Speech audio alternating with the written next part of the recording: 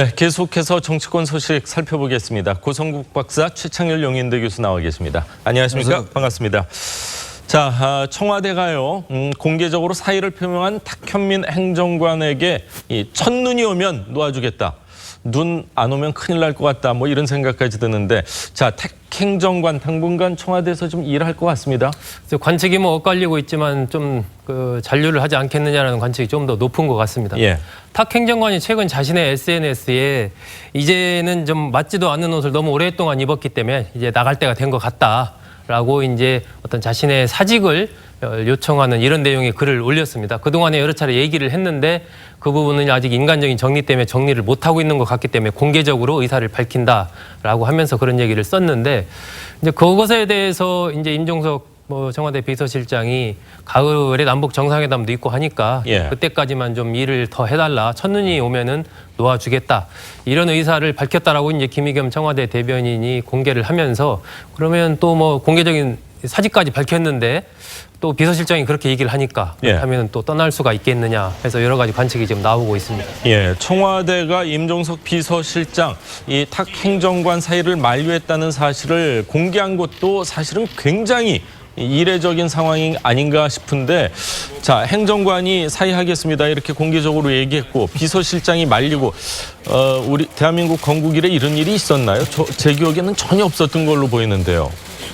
우선 이제 탁현민 행정관 얘기가 워낙 많이 지금 나왔어요. 뭐 꽤 됐잖아요. 어떤 과거에 쓴 저서 때문에 문제가 돼가지고. 좋은 쪽보다는 뭐 처음에는 나쁜 쪽으로 많이 논란이 됐었죠. 그렇게 봐야 되겠죠. 그리고 이제 문제 때문에 야당에서 계속 이제 사퇴하라고 얘기했고 그게 그 문제가 계속 뭐 정치권의 이슈 아닌 이슈가 돼 왔는데 그동안 뜸하다가 다시 또 이런 문제가 불거졌어요.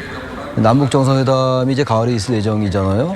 만약에 그러면 탁현민 행정관이 없으면 남북 정상회담 못하는 것이냐. 일단 이런 것을 물어볼 수밖에 없고 또 하나 문제는요. 설령 이 문재인 정부를 지지하는 민주당을 지지하는 유권자들이 보기에도 국민들이 보기에도 과연 이러한 상황을 좀 어떻게 보고 있을까라는 생각을 좀 해볼 필요가 있을 것 같아요. 행정관이나 비서관이나 뭐 이런 직책의 높고 낮음을 떠나서 탁현민 행정관이 이 정부 내에서 차지하고 있는 특별한 비중이 있는 건 분명해 보입니다.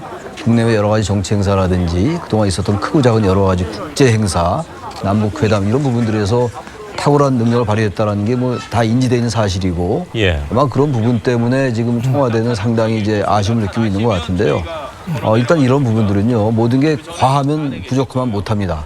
그래서 탁현민 행정관의 능력이 아무리 뛰어나다 하더라도 탁 행정관이 이게 사의를 표명했으면 놓아주는 게 맞는다고 보고요. 또 하나 문제가 이런 문제를 가지고 지금 서로 사의 표명을 했느니 안 했느니 이렇게 뭐 진실공방 아닌 진실공방 같이 비추는 것 이런 것들은 결코 바람직하지 않다라고 일단 생각을 합니다.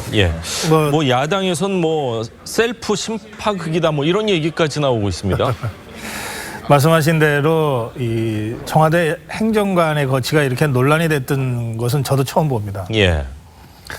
그리고 뭐 이런 사안을 논평해야 되냐 사실 그런 생각도 듭니다만 그러나 저는 이 사안을 조금 이 사안의 이면에 좀 심각한 이 권력 갈등 양상이 내재해 있을 수도 있다는 느낌을 갖습니다. 어떤 면에서 그것은 저 행정관의 SNS 글 마지막 부분 아까 자막에 잠깐 떴는데요.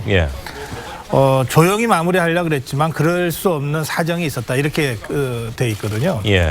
이게 뭐냐면 며칠 전에 있었던 비서관 인사와 관련된 걸 겁니다. 그동안 탁 행정관이 의전 비서관실의 수석 선임 행정관이었습니다. 근데 이번에 의전 비서관이 부속 1 비서관으로 자리 이동을 했거든요. 조한기 비서관이. 그러면 이제 그 자리에 사실은 그냥 자연스럽다면은 탁 행정관, 선임 행정관이니까 그냥 승진해서 의전 비서관 발령을 낼 수도 있었던 상황이에요. 근데 여기에 임종석 비서실장과 가까운 사람으로 알려져 있는 이 광흥창 팀의 김 비서관이 지금 의전 비서관으로 들어왔거든요. 그러니까 저는 조용히 마무리할 수 있었으나 뭔가 SNS에 글을 올리지 않을 수 없는 이런 사정이 있었다라고 탁 행정관이 설명한 부분이 저는 그런 것과 연관됐을 수가 있다고 생각합니다. 가능성이 있네요. 그럼에도 불구하고 일개 청와대 행정관이 SNS에 자신의 거취와 관련된 글을 올리는 것이 저는 적절하지는 않았다고 생각합니다. 예. 그런데 저 문제를 처리하는 비서실장의 태도도 매우 부적절하다. 이를테면 조용히 처리하면 될 일인데 불러서요? 뭐 사표를 받거나 아니면 설득하거나 예. 첫눈에 올 때까지 만류했다고 공개적으로 지금 얘기하고 있지 않습니까? 예. 이래서 지금 논란이 커지고 있는 것이거든요. 그러니까 저는 이런 문제와 관련해서는 불필요한 억측. 제가 지금 말씀드린 것도 전적으로 100% 제 추정인데요. 예. 아무런 증거도 데이터도 없이 갑자기 저런 일이 있고 저 일이 왜 발생했냐고 해설을 해야 되기 때문에 예. 제가 정말 주관적으로 추정할 수밖에 없는데요. 저의 이러한 억측까지 포함해서 불필요한 소문을 지금 만들어내고 있지 않습니까? 예. 그 점에 있어서 저는 임종석 비서실장의 리더십에 사실은 문제의 본질이 있는 것 아니냐 저는 예. 그렇게 생각합니다. 예, 탁현민 행정관에 대해서는 그간 논란이 있었지만 대통령 참석 행사 기획과 연출 능력에 대해서는 야당에서도 실력을 인정할 정도였습니다.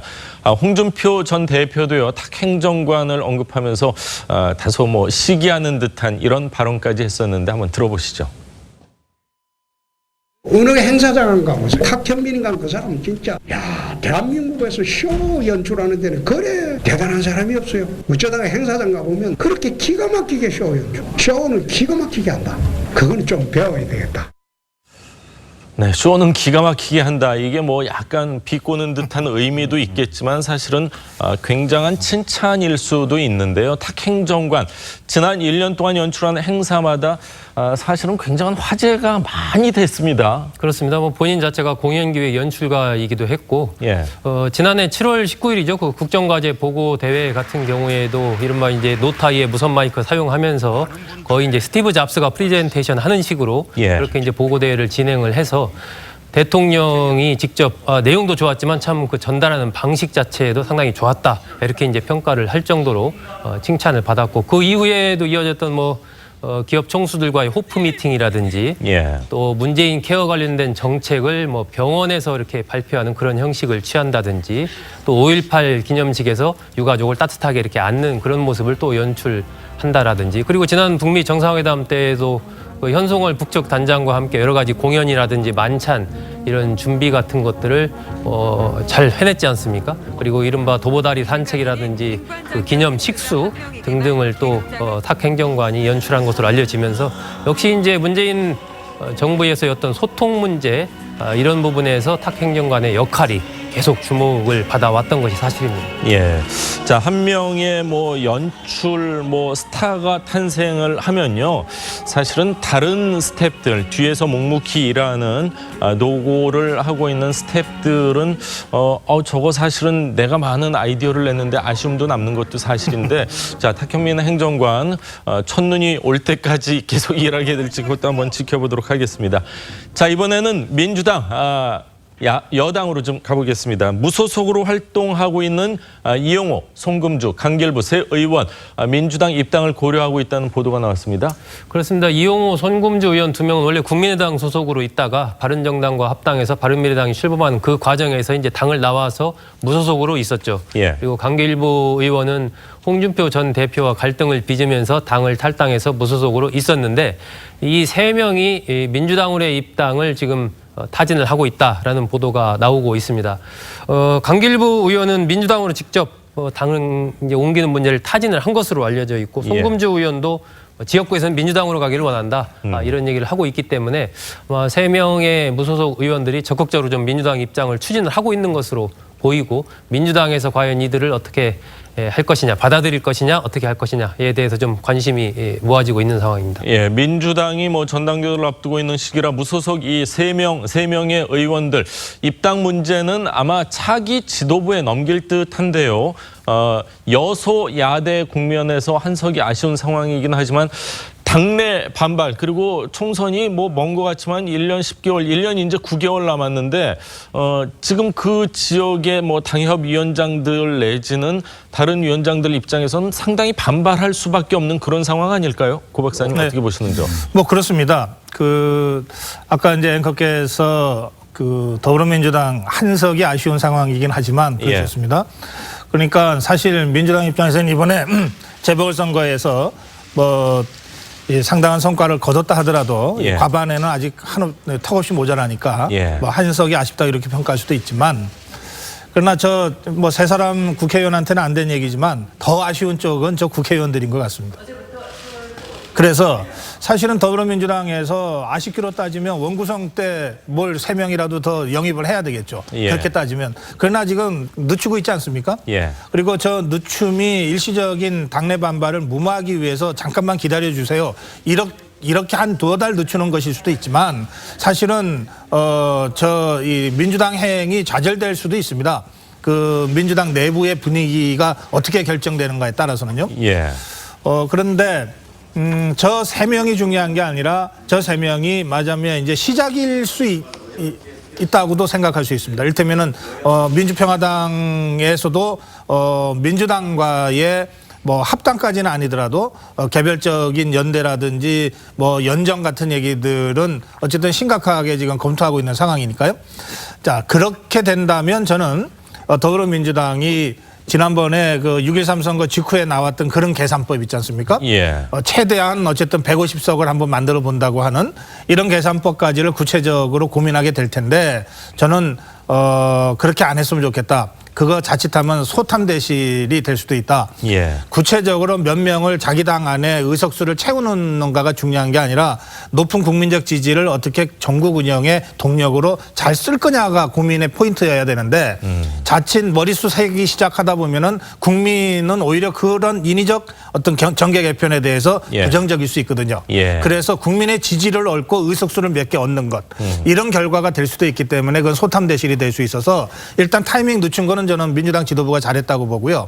단순히 타이밍을 한 2달 늦추는 것이 아니라 과연 이 시점에 무소속 출마해서 즉 무소속의 국회의원들이나 또는 다른 당적의 국회의원들을 인위적으로 민주당으로 가지고 오는 것, 그러니까 영입하는 것 이것이 과연 전국 운영에 맞는 방법이냐에 대한 근원적 고민이 좀 먼저 이루어져야 된다고 저는 말씀드립니다. 저는 조금 어제 고 박사님의 생각엔 동의하면서도 조금 결이 다른 말씀 드리고 싶어요. 지방선거의 결과가 압도적으로 이제 민주당이 승리했잖아요. 그리고 문재인 정부 출범 이후에 외교 안보라든지 남북한 평화 이런 문제는 상당한 진척을 보이고 있어요. 근데 사실상 우리가 냉철하게 보면은 정부 출범한 이후에 별로 한 게 거의 없어요. 국회에서. 이른바 그러니까 개혁 입법연대 얘기도 나오는 것이고 여러 가지 연정 얘기도 나오고 연합정치 얘기도 나오는 건데요. 저 이용호 송금주 의원 같은 경우는 사실 이념적인 측면 이런 것들은 별로 민주당과 별 차이가 없어요. 그리고 무소속으로 있으면서 현재 이 의원들이 민주당에 들어가서 같이 만약에 정책 의사를 같이 한다면 저는 그것 자체로 크게 나무랄 게 없을 것 같아요. 인위적인 정계 개편이라는 거는 전혀 이념이 다른데 오로지 자신들의 정치적인 입지만을 위할 때 물론 의원들이 다 정치적 입지를 고려합니다. 어느 의원이나. 그럴 때 우리가 인위적 정계 개편이라고 비판적인 시각을 보이는 건데 지금 어차피 지금 이른바 범개혁 진보 연대라고 해서 157석이 될 수 있다라고 얘기하는 거 아니겠어요?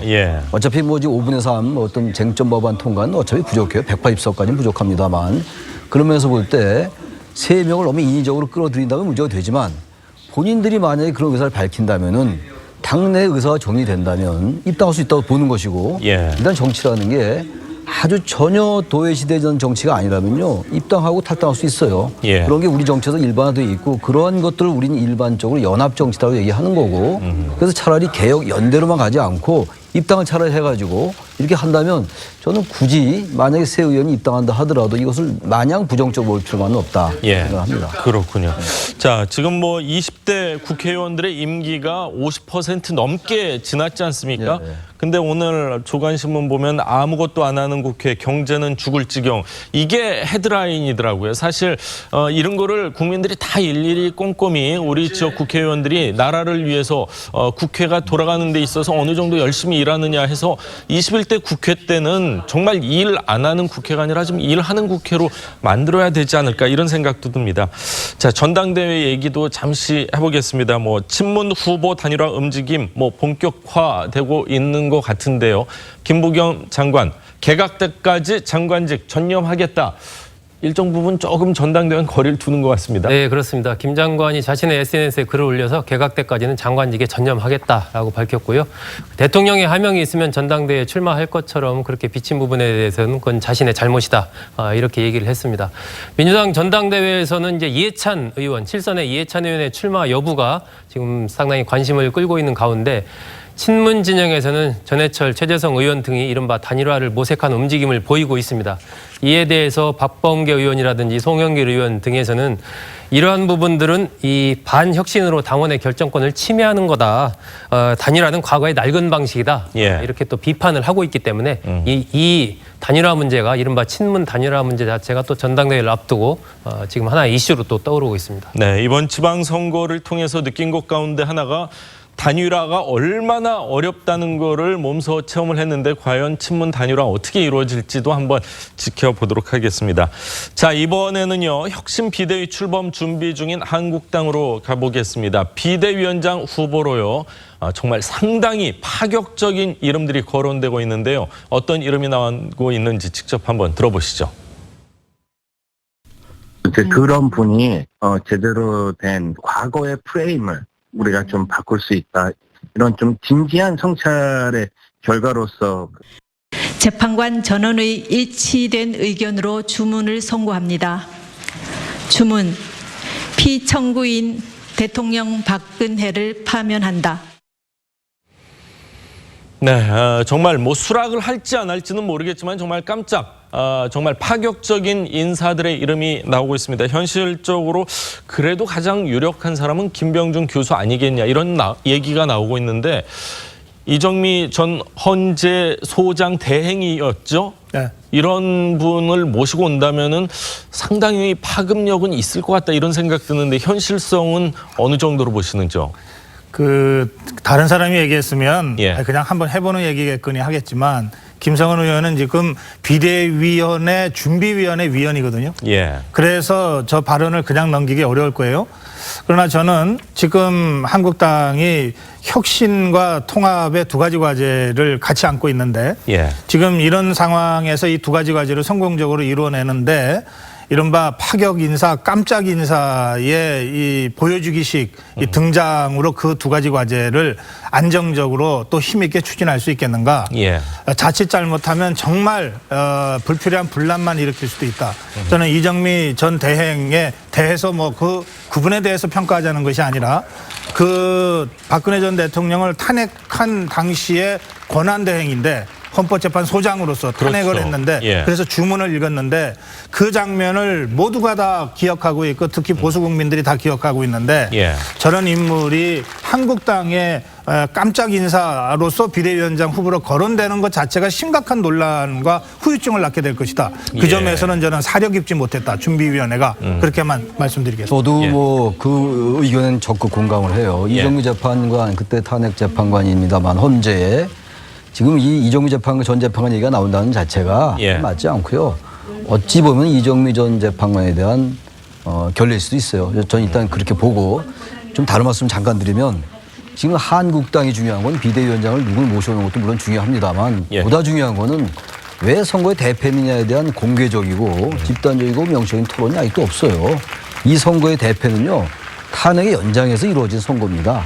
거기에 대한 토론이나 거기에 대한 반성이 없이 자꾸 비대위원장이 누구냐 가지고 깜짝 인사 이런 얘기 한다는 자체가 예. 제가 볼 때는 한국당은 아직도 이 선거에서 나타난 민의를 파악하고 있지 못하고 있다.